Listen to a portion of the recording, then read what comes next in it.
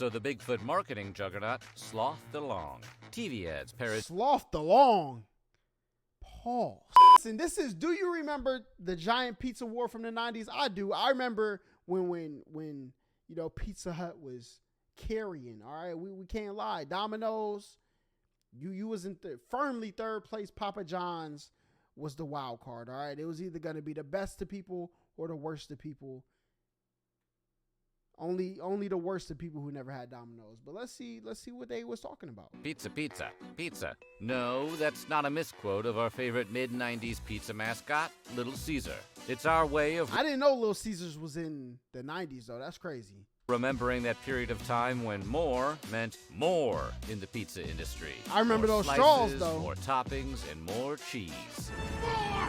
Never was that more apparent than in the early 90s. Okay. When America's three biggest pizza chains launched outsized campaigns for Domino's. their mega-sized pies. Today on Weird History Food, we're talking about the giant pizza war of the 1990s. But before we get started, be sure to subscribe to the Weird... Hey, I'm going to say this. I think Chicago pizza is better than New York pizza. Now, if you want to throw hands, just give me fair warning when you run up. Yo, holla. Yo, food takes its trash. I got to see you about that. At least give me fair warning. Now, depending on how big you are, I might run. You're going to have to catch me. History Food Channel. And let us know in the comments below what other deep dish dives you'd like to hear about. Okay, grab a napkin and a plate and put down that fork. Let's see what it's talking about. Who eats a pizza with a fork? Okay, the big three. The year was 1993. Bill Clinton was playing saxophone in the White House. Jurassic Park was tearing up the box office. And in pizza kitchens across the country, a piping hot or your money back war was being waged. In the early 1990s, the combined might of Pizza Hut, Domino's, and Little Caesars accounted for I didn't even know Little Caesars was in the equation. That's crazy. Whopping. I do know the story behind the Domino's sign, though. The first one was 1. The second one was 2. The third one was 3. Then they stopped doing it after that because they would have thought, you know what I'm saying, then they stuck with the 3. 48% of the pie of America's pizza industry. Each chain had sliced out its own slice of notoriety. That's crazy. And the reigning champion was the oh so deliciously Pizza buttery Hut, of course. Pizza Hut. With it, bro, when they had the sit-down restaurants, bro, I was at the one in Lawrenceville. Every time I got past my, we used to have to read 300 minutes a month. Now, did I do 300 minutes a month? Of course not. I did not. But at least I turned mine in every month, failure or not. And I was the only student in my whole class that did that. signature red booths are... And then my teacher ended up buying me Chinese food for that. Brought me Chinese food to... Come on, man. Arcade games and pleasant dining experience. Pizza Hut offered a family-friendly alternative to the pickup counter. Meanwhile, Domino's had sliced itself as the best delivery option, with its mad dash of drivers running red lights to get you your za in 30 minutes or less. Your what? Option. With its mad dash of drivers running red lights to get you your za in 30... Domino's giving you your za. They don't even know what door they open right there. 30 minutes or less. Or it was free. Wise man say, forgiveness is divine, but never pay full price for late pizza. Perhaps not coincidentally, this was the same year the Domino's guarantee went bye-bye, after the company was forced to pay a St. Louis woman $78 million in damages. It turns out that forcing teenagers to race at breakneck speeds or risk losing their wages wasn't the smartest idea, as the woman suffered injuries when the teen delivery driver ran a red light and struck her car. Ouch. Then there was Little Caesars. How much did the driver get? Little Caesars didn't have dine-in locations or a delivery fleet. If you wanted Little Caesars, you'd have to use your cordless telephone. Call them and then drive your own vehicle to the store and pick up your own order. How barbaric. Life was tremendously difficult before DoorDash. You had to get your own takeout, just like the pioneers. So how did Little Caesars set itself apart from its rivals? By offering more, of course. Hey, I give it to Little Caesars, though. They started out with a little bit. Hey, these $5 hot and ready. I know that's not the song, but you know what I'm saying. We give them that. You know, Pizza Hut had Pizza Mia, $5 pizza. Lasted about 3 years. Never seen it again. Starting in 1974, Little Caesars sold their pizzas in pairs, which is where that catchy pizza pizza slogan comes from. Pizza pizza. While most of the time Little Caesars couldn't offer you the dine-in experience of a Pizza Hut or daredevil drivers willing to risk life and limb so you could spill piping hot sauce down your new work shirt while watching Roseanne, they could offer you a good pizza value. To this day, Little Caesars remains the cheapest pizza franchise in town. Bro, that's why they winning. Arizona. I appreciate you sticking to the 99 cents a can, all right? Where would we be without you? Little Caesars, where would we be without you? With a large pepperoni costing only $6 in 2022. Crazy. Huh, it's hard to pass up that bargain every day. For decades, a kind of pizza détente had existed between the big three, with each company ruling over its zesty fiefdom in relative peace and harmony. But then, Little Caesars made its move, marking a turning point when the mutually respective coexistence of the three pizza chains gave way to open hostilities. Okay. All it took was Little Caesars taking the next logical step in its value offensive, and it all started with a simple question. What if, instead of just offering two normal-sized pizzas, they could offer you two humongous pizzas? Double the cheese, double the pepperoni, double the depth, double the chance of a massive heart attack.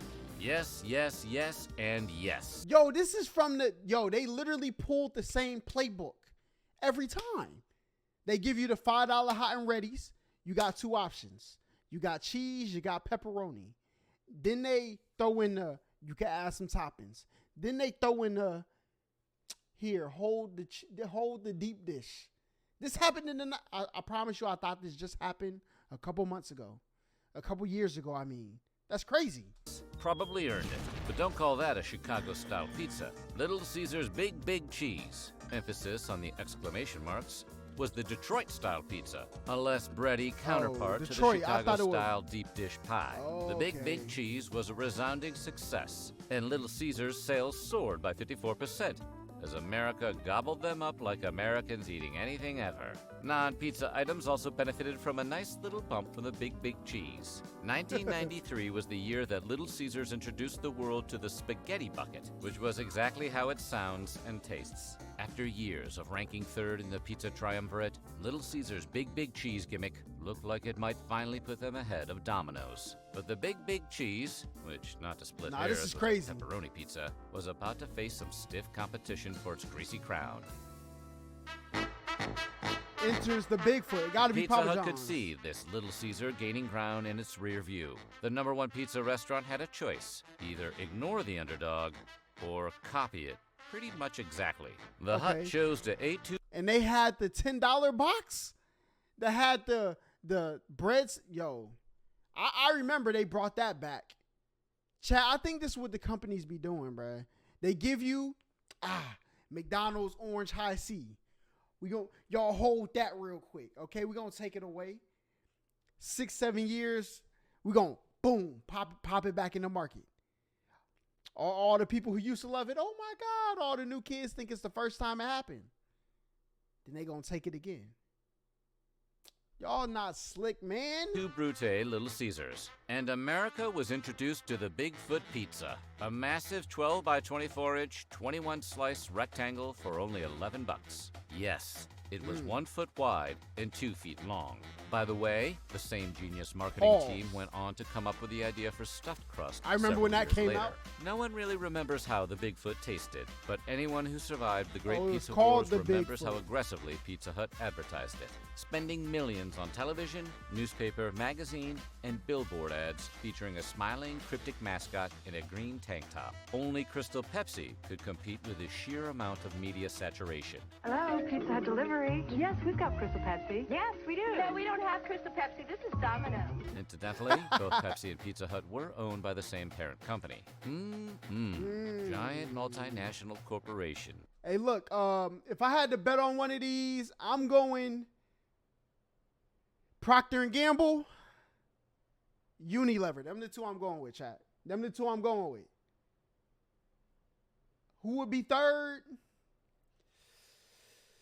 Hey, look, I might have to go Kraft. Cheese, dairy, not really my thing. You know what I'm saying? Like, personal one, probably go General Mills. But y'all give me y'all top three off of here. I'm going P&G, Unilever, Kraft. Those are my three, man. And if the brand's first ever national product campaign wasn't enough, Pizza Hut got really adventurous and leased a $4 million blimp to fly over cities with That's a cartoon crazy. Bigfoot and Pizza Hut's logo. But Pizza Hut was trying to fly too close to the sun because on July 4th, 1993, the Bigfoot pizza blimp crashed into the roof of an apartment building on the west side of Manhattan, Oh, that's crazy. injuring 2 crew members. Honestly, it might have been the most important 4th of July celebration in the nation's history. The chain's vice president said at the time that while the situation was unfortunate, it did succeed in heightening brand awareness. That's Might wanna crazy. Keep that thought to yourself, bud. Yeah, you don't say that to the public. For Pizza bruh. Hut, there was no such thing as bad press, only big and Bigfootier press. So the Bigfoot marketing juggernaut slothed along. TV ads Slothed along. Pause. parodying Bigfoot sightings ran on every channel, one of which featured a pre-Sixth Sense Haley Joel Osment. The new ads for the Bigfoot took direct aim at the competition, causing Little Caesars to come up with their own TV spot, in which a monster truck with the brand's logo runs over a much smaller monster truck, while 2 old ladies look on. The ad claimed the Big Cheese to be larger than Pizza Hut's offering. wow. We're no big city pizza lawyers here at Weird History Food, but that claim was mostly false. Yeah, it had the to be. Bigfoot was objectively larger, although Big Cheese had more slices, and more importantly, it was also heavier. The Big Cheese tipped the scales at 4 pounds after they piled on all that pepperoni and cheese. That So looks technically good. they were bigger? Despite Little Caesars' best efforts and Pizza Hut's blimp I don't know. fiasco, the Bigfoot was a huge success. Company sales skyrocketed to $5.7 billion across 9,800 locations in 1993. Possibly because customers were scared that if they didn't pay tribute, the giant pizza monster blimp might come for them too. Domino's. You never want to be the Dominator. last to a pizza war, and you certainly don't want to be the least equipped either. Unfortunately, the Dominator was both.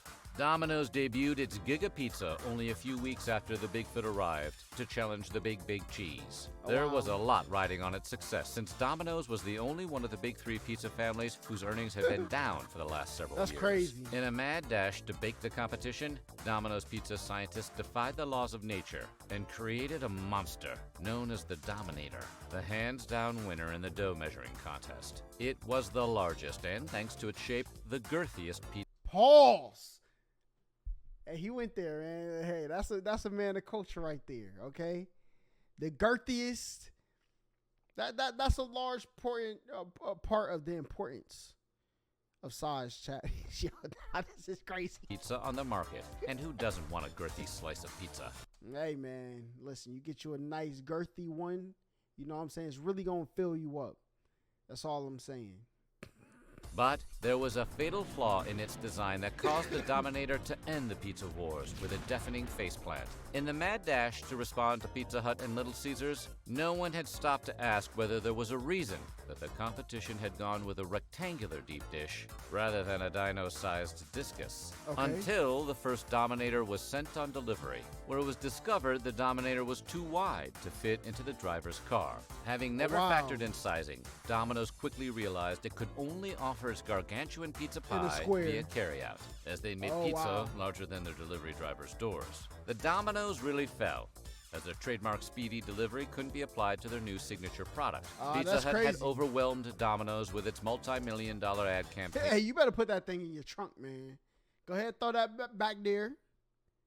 We getting these deliveries. Weeks before launch. Now Domino's delivered its own death blow to the Dominator, as customers used to having their pizza delivered were forced to get in their car to pick it up themselves. And the Domino's pizza you have to pick up yourself was basically worthless. And since Domino's delivery drivers were piloting the same size vehicles as everyone else on the road, customers who ordered a Dominator for takeout quickly found that They the couldn't- behemoth wouldn't fit into their cars either. That's Maybe they tied it to the crazy. luggage rack or had a big enough trunk. But who wants trunk pizza? Well, any kind of pizza is actually pretty good. A surprising winner. Let's see what that is. It only took a few years for the giant pizza fad to fade. All 3 behemoths, the Big Cheese, the Bigfoot, and the Dominator, are now long gone. Okay. Mere footnotes in the history of American fast food. And in the dust following the giant pizza wars, Little Caesars nearly collapsed. From 1998 to 2001, hundreds of Little Caesars locations Oh, closed. wow. It got so bad that Little Caesars stopped reporting store counts from 1999 to 2005. Okay, that makes sense. Okay, because I was born in the 90s, so I didn't really remember. So they were doing like these when I was like starting to realize. And Pizza Hut was definitely winning. It was Pizza Hut, Papa John's, Domino's. It was them three. Maybe that's the 2000s big three. 5. In recent years, Little Caesars has been able to claw its way back to bronze in the national pizza list. Okay. But compared to its former rivals, it has less than half of the gross sales as the number 1 contender. Pizza Hut, Okay. the once gold Who's number standard 2 of though? greasy pizza delight, has fallen to second place after cycling Who is number 1? Nah, they better. Listen, they better. Like, I'm gonna go crazy.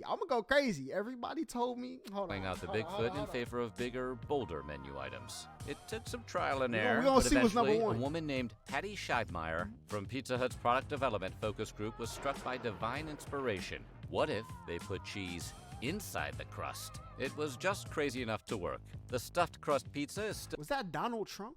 on Pizza Hut's the crust. It was just crazy Yo, this man Donnie's been at it for a minute. enough to work. The stuffed crust pizza is still on Pizza Hut's menu today. One of the only Chat, who is number 1? That's all I'm asking. Who's number 1? pizza innovations to endure across the decades. Ironically, it's the former also ran Nah, that's crazy. That's crazy. Domino's being number 1. I remember when they changed their garlic though. Well, when they changed the garlic they put on the crust. Yo, Domino's, you up there. You deserve it. Domino's, who now rules the pizza I thought it was going to be Papa John's. The garlic, bro. The garlic. That put it number 1 for me. empire. While Pizza Hut focused on the gimmicks and Little Caesar floundered on its definition of value, Domino's went back to doing what it did best, Making delivering pizzas Oh, yeah. and trying not to get anyone killed in the process. Bro, I got to tell y'all story time. My uncle got Domino's banned, our neighborhood banned from being delivered by Domino's, bro. They came one time, pause. Domino's, we ordered Domino's. It's a family function, you know what I'm saying? It's about 25 people in the crib, okay? It's about 12 kids. 12 of them are kids, chat. We ordered Domino's. I think it's like, this might have been like one of the Super Bowls or something like this. I don't remember. But they order, boom. Domino's say, we be there in 30 minutes. Chat.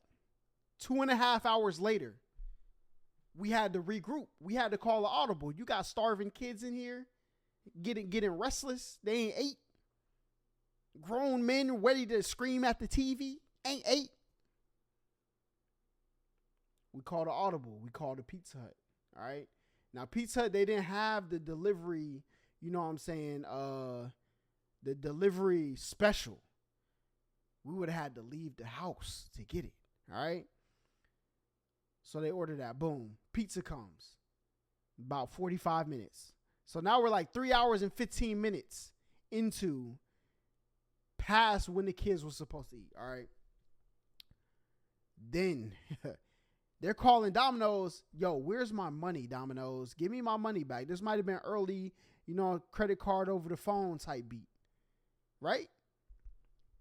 So then Domino's says, hey, is this your house? And they say the address.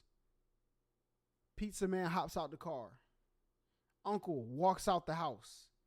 Hey, yo, he and the pizza man, like the pizza man is right here, bruh, and he's yelling, yo, Pedro, yo, I'm so close to you right now. Hey, yo, son, tragedy, okay? I don't remember if we kept the pizza. I don't remember if the pizza got sent back. All I know is he was screaming at the driver, bruh. And the pizza didn't show up till, I think the pizza was originally supposed to be there at like 9 o'clock, something like that, chat. The Domino's pizza delivery person didn't get there till the next day, like after midnight. And the next thing you know, Pizza Hut no longer delivered to our neighborhood because of that. Ah, man. That's crazy. I think they do now, though. You know what I'm saying? Apologies for my family Domino's. I'm going to need that new crust, though. You know what I'm saying?